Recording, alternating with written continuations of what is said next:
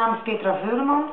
Ik werk in het bijzonder lager onderwijs, eindklas, type 1 kinderen. Pesten bij ons op school, hoe wij daarmee omgaan en wat wij allemaal doen. Wij zijn eigenlijk vertrokken of wij vertrekken van een visie die gesteund wordt of die wij als leerkrachtenteam allemaal naleven. Dus wij worden regelmatig bijgeschoold en wij hebben ook gezocht naar allerlei programma's. En we hebben eigenlijk op schoolniveau ons eigen programma ontwikkeld waar een aantal items van verschillende andere programma's in zitten. En wij werken met een padprogramma, dus proberen anders denken met de kinderen.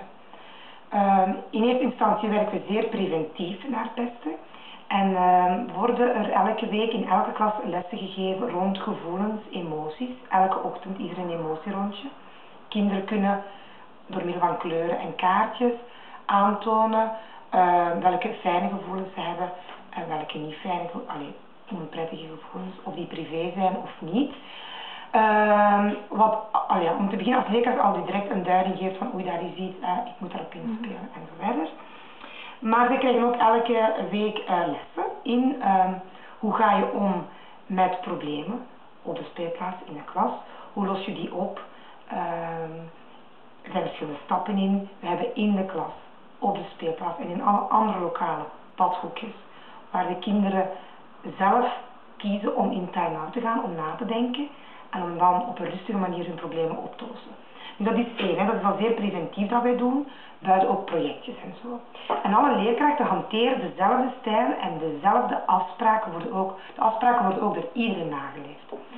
Op de speelplaats zelf, en eigenlijk ook preventief, is er een nul tolerantie wat betreft zowel fysieke agressie of ruw spel, als verbale agressie, verbale de lelijke woorden, het verwijten en zo verder.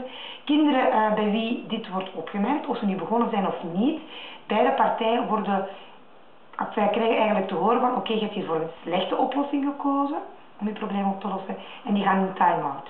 Die mogen niet, dus dat is een parkeerplaats noemen we dat, die mogen niet verder spelen gedurende een aantal minuten. Heel veel problemen kan je op die manier oplossen. Samen met in de klas heel veel tijd maken, gesprekjes om dingen op te lossen. Dat is dus eigenlijk het preventieve dat we allemaal doen. Natuurlijk, zoals in elke school, kunnen we niet alles vermijden en is er ook pestgedrag. Pestgedrag heb je ook in verschillende stadia. Je krijgt dat via je leerlingen te horen, je krijgt het soms via ouders te horen, je merkt het soms zelf. Je gaat zelf in observatie gaan als je iets vermoedt. We hebben nu op school wel iemand van het secretariaat die zich wat gespecialiseerd heeft in leerlingbegeleiding en we hebben ook wel een aantal uren een pedagoge, een orthopedagoge. In samenspraak met de verschillende mensen gaan we, als we merken dat er pestgedrag is, gaan we de instanties bij elkaar brengen, afzonderlijk beluisteren, duidelijke stappen op papier zetten, eventueel een stuurkaart die dagelijks geëvalueerd wordt voor de pester, opstellen. Die dingen worden dan heel vaak geëvalueerd. Dat is natuurlijk wel heel arbeidsintensief, maar je moet dat gewoon doen. Afspraken moeten exact nageleefd worden. En als die dingen echt niet werken, dan er zijn altijd zo'n paar kansen. Hè. Het kan zijn dat het dus echt niet helpt, of dat het pestgedrag blijft, of zelfs erger wordt. Dan, als het echt niet ophoudt en het wordt echt zwaar pestgedrag, dan komt er zeker uitsluiting. Komt er sowieso bij aan te pas. Dus we krijgen dan de keuze van, kijk, ofwel volgt je ons zoals de stuurkaart, om de dingen die we hebben afgesproken, ofwel, en je vermijdt desnoods elkaar op de speelplaats als het niet klikt, ofwel, als dat niet lukt, ja, dan kan je er zelf ook niet meer bij horen. En zo gebeurt het wel eens. Het gebeurt niet zo vaak, maar het gebeurt dat kinderen bijvoorbeeld tijdens een leuk uur niet mogen meedoen en echt ergens een uur op de stoel gaan zitten. Om dan na te denken en achteraf wordt dat dan weer opgenomen en besproken met hun. Tot wat ook ooit gebeurd is, dat ze een hele dag niet bij de klas mogen horen of 2 dagen. En dan eigenlijk heel de tijd ergens individueel hun werk moeten maken. Maar daar horen ze dan op geen één moment bij.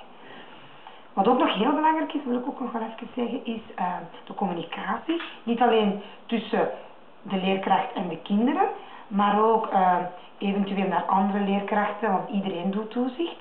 Maar ook naar ouders toe. Er wordt eigenlijk heel snel open kaart gespeeld, zowel voor beide partijen.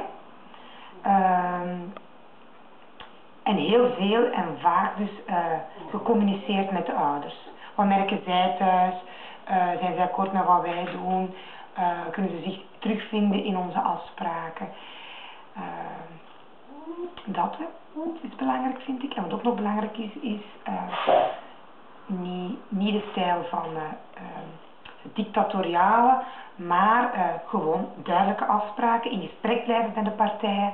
Maar als er uiteindelijk toch blijvend gekozen wordt voor de verkeerde oplossing, dus op voorhand zeggen wat daar de gevolgen van zijn, zodanig dat zij het ook ervaren als hun eigen keuze van oké, ik heb toch gekozen voor die verkeerde richting, dit zijn de gevolgen voor mij.